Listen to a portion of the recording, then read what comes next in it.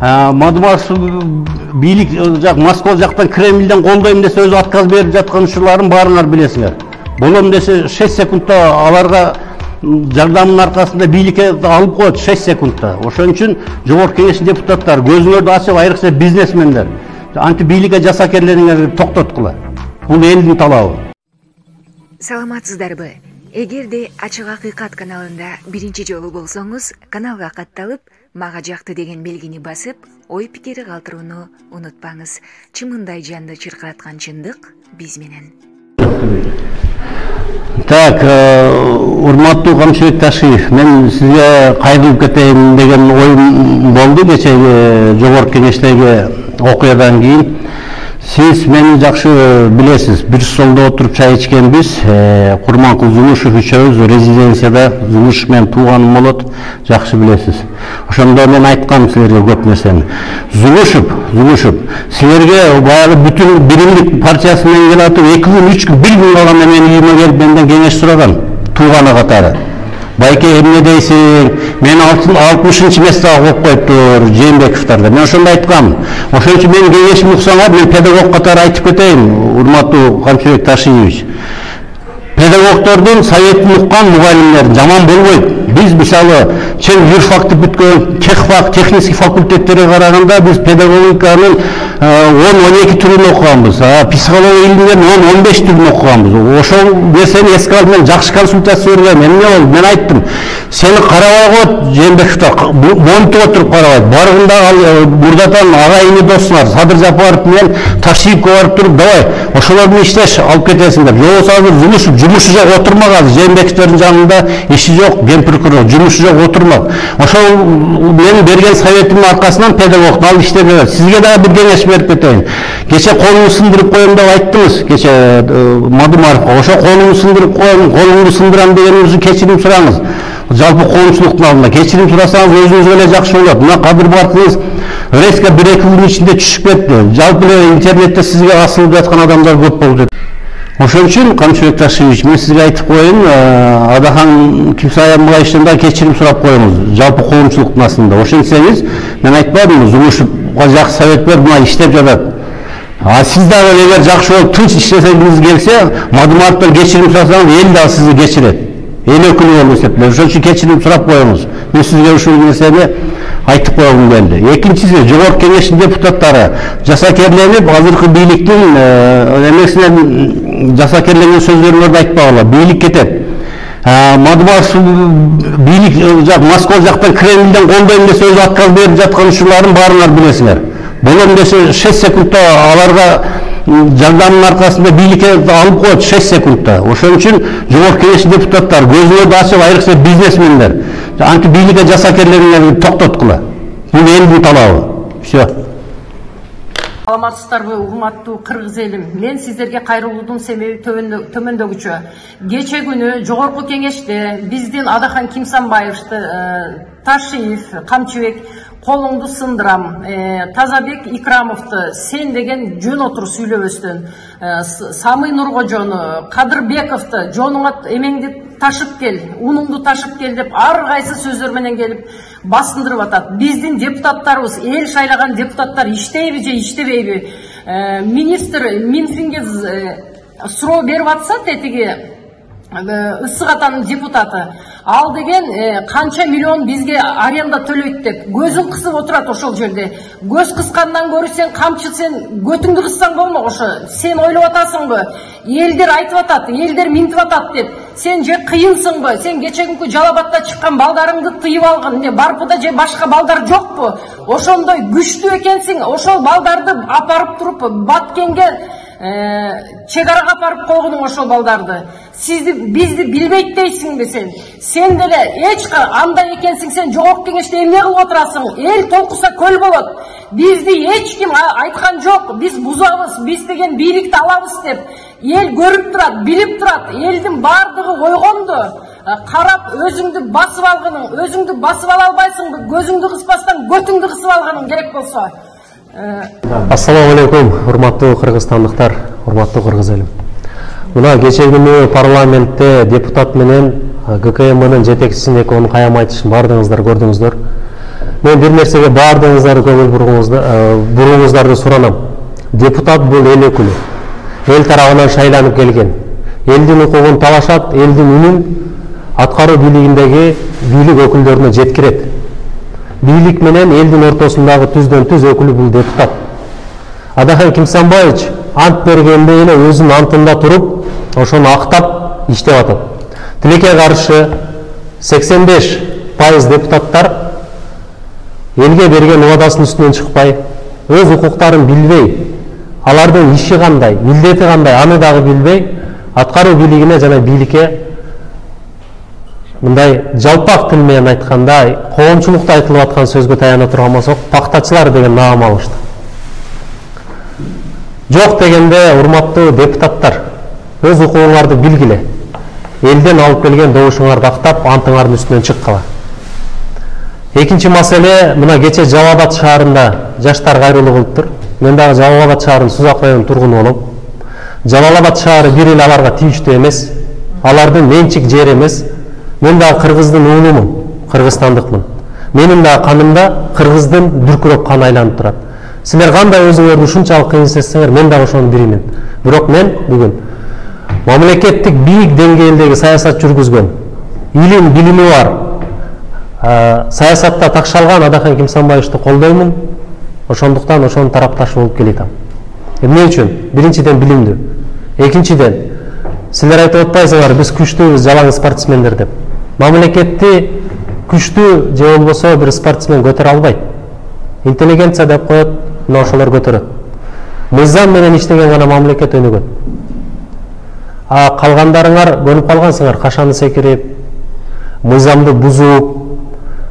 Анан кече дагы бир нерсеге көңүлүңөр бургум келет. Көптөгөн дежурлар регион телеканалынан чыктыңар, ЖТРден чыктыңар. Булар 2 жылдан бери эле ошол телеканалдын территориясында айланасында жүргөн адамдар. Тек кана Мадымаровка карата каралап келген адамдар. Силерди дагы билем. Ошол региондун кайсыл жеринде отурасыңар, сыртында кашанын скамейкасында отурасыңар, кайер бар чай ичесиңер, кандай болуп чакырат, бардыгын билебиз биз. Ошондуктан эксперт болуп чыгып айтпай эле койгула. Бул жерде биз мыйзамдуулукту карайлы, ошого баа берели. Урматтуу кыргызстандыктар, биз элдин үнүн талашып аткан, эл менен бирге болуп аткан, жана мыйзамдан чыкпаган инсан менен бирге болушубуз керек, аны колдошубуз керек. Урматсыз Таши, сен кече күнкү парламентте неадекватный сүйлөгөн сөздөрүң менен өзүңдүн азыркы мамлекеттик кызматка татыксыз экениңде, мамлекеттик этиканы билбеген, кызматкердин этикасын билбегендигиңде, маданиятсыздыгыңды көрсөттүң. Сен бул менен канча акыл эси жайында кыргызстандыктардын кыжырын келтирип атасың 2 күндөн бери. Сени сүйлөгөн сөздөрүң алдында бул айылдагы ар бир көчөдө бир атаман жиңди балдар болот эле. Ошолор жолдо калды. Сен бир адамча болбойсуңбу? Адахан Мадымаровдон сенин статусуң төмөн керек болса, Адахан Мадымаровдун 100 000 деген шайлоочулары бар аркасында өзүнүн жүрөгү менен чуркаган. Сен кимди ойлотосуң, колун бутун сындыргыдай? Адахан Мадымаровду азыр ошолда парламентте балык болуп, какырык болуп отургандардын ичинен Адахан Мадымаровдун 27 000 адам шайлап ошол жерге отургузган, үнүбүздү жеткирет деп, элдин көйгөйүн айтат деп. Ал элдин көйгөйүн айтып атат. Биз бардыгыз, эл журт баары көрдү баткенде. Эсен менен сенин кызматкерлериң акча алып жолдон, посттон, анан кийин качып төлөттү көздөп, адырды көздөп качып жүргөндөрдүн. Камасаң ошолорду камайсың да. Адахан акыйкатты айтса, чындыкты айтса, мамлекетке күйсө, аны сен кантип камайт элең? Сындырам дейсиң, камайм дейсиң, депутаттарды, элдин депутаттарын коркутасың сен. Талтайда дейсиң, мойнуңа уун көтөр дейсиң, Смирна дейсиң, Буонна дейсиң, ошол жердегилер сенин депутаттар, сенин эмес солдаттарыңды. Өзүңдүн сыйыңды билип жүр да. Эми сен Адахандын колун сындырсаң, Bir үйдүн мүйүзүнө чапсаң, мүйүндүкү зыркырайт дейт. Канча адамдардын жүрөгүн зыркыратып атасың, кызыгын келтирип атасың. Өзүңдүн эсиңе келгин, Адахандан кечирим сураган керек болсо, ошондо эл сени кечирет.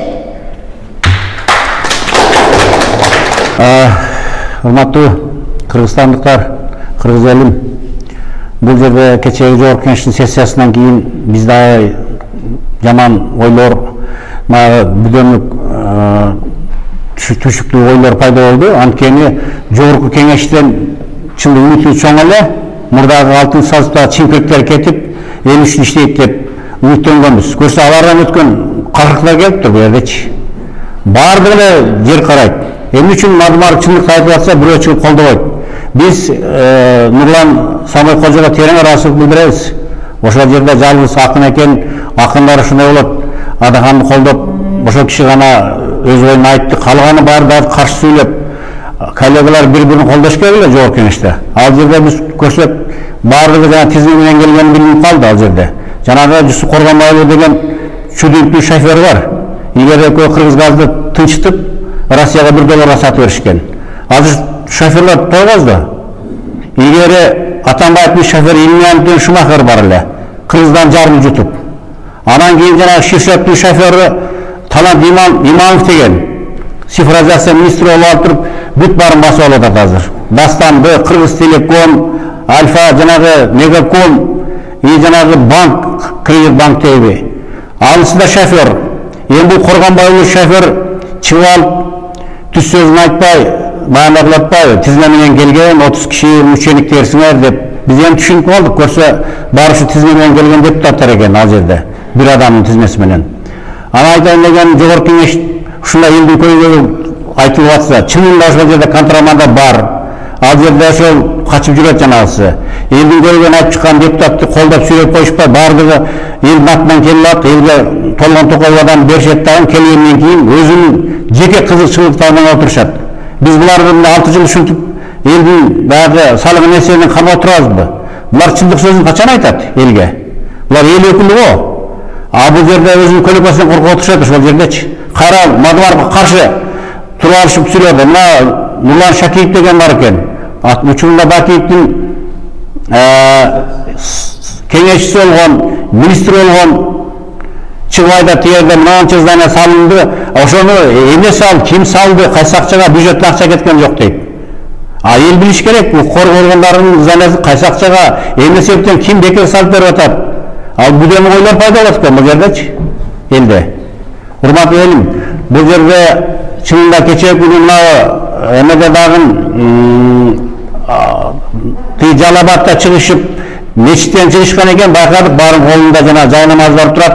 Чыгып биз спортсменбиз, биз тигиндейбиз деп Мадымаров касып атат. Мадымаров эмне кылмыш кылдыбы? Мадымаров чындыкты айтып атат, факты менен.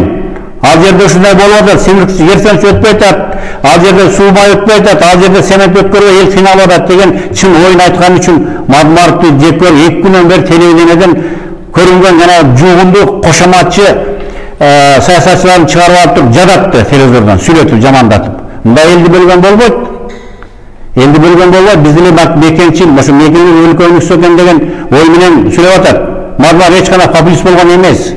Өзүнүн ою бар, өзүнүн принциби бар, артында калдайган миллиондогон колдоочулары бар. Ошо элдин көйгөйүн уга берген айтып атат. Биз ал кишини колдойбуз. Айтайын дегеним ошол. 100 000 деген колдоочулары бар. Адахан Мадымаровдун жогорку кеңештин трибунасынан көчөдөгү бандиттердин сөзүн айтып атат го, колун сындырып коем деп. Жакшы Балбак Зармекович айтып атат, калыстык сөзүн айтып атат. Талтайба деп атат. Бул Талтайба деген эмне деген сөз ай? Көчөдөгү бандиттердин сөзүн айтты бул. Биз мындан кийин бул Камчек Ташиевди сыйлабай калдык. Сыйлабайбыз даже. Бул ушул сөз үчүн жооп берсин. Кандай акысы бар колун сындырганга? Жогорку кеңешти көрүп отуруп, Камчыбек Кыдыршаевдин сөзүн угуп отуруп, шайлоо бүткөндөн кийин бул Баткен чек аразына кеткенден эле бунун Барпудагы балдар чыкты да. Мен ошого аябай келдим. Эмне Барпудагы спортсмендер эмне Жет областта жок бекен? Бул эмне элдин кыжырына тийгени да? Эмне бир генералды коргойбуз деп, эмне Жет областынын элдери аларга эл эмеспи? Мадымаровдун 100 000 деген колдоочулары бар. анти элдин кыжыгына тийбестен кайта элдин ушундай чыдалбай турган сөздөрдү айтышып атат да. Эл турат, спортсмендер турат дейт. Эмне жети областта спортсмендер жок бекен? Жети областында 100 миң деген математиктин көрөрман адамдары бар. Бул эл шайлаган ошону. Эмне математиктин алар көзгө билбейби? Бул 100 миң адамдын эң алдыңкы лидери бул. Бүткүл дүйнө жүзүнө лидерди уят кылып атат. Урматтуу эмес Камчыбек Ташиев, кечеги жогорку кеңеште жыйындагы сүйлөгөн сөзүңүз бул өтө маданиятсыздык, деңгээлиңиздин өтө пас экенине, адамгерчилигиңиз жоктугун билдирип койдуңуз. Кыргыздын чыган уулу Адахан Кимсанбаевич канча жылдан бери саясатта жүрөт. Ал бүтүн Кыргызстан партиясынын фракциясынын лидери. Сиз ошол кишиге, аксакал кишиге колуң түшүрүп эле отур, колун сындырып коем деп аябай орой мамиле жасадыңыз. Өтө туура эмес, бул мамлекеттик кызматкердин этикасына жатпайт. Сиз мамлекеттик кызматкердин этикасы жөнүндө эч нерсе билбейт экенсиз. Ошондой бийик кызматты ээлеп, өзүңүздүн алып жүргөнүңүз бул көчөдөгү бир бандиттей эле көзүңүздү алып жүрөсүз. Ошол агуйда жогорку кеңеште отуруп алып, ушундай одоно сөздөр сүйлөп, өзүңүздүн адамдык сапатыңызды көрсөтүп койдуңуз. Кечирим сурап коебуз, Адахан Кимсанбаевичтен аброюңуз көтөрүлөт, элдин назарынан калып кетпеңиз. Бул эл сыйлаган киши. Анын артында 200 миң, 500 миң, миллионго жакын колдоочулар бар. Азыр деле кеч эмес, кечирим сурап коебуз.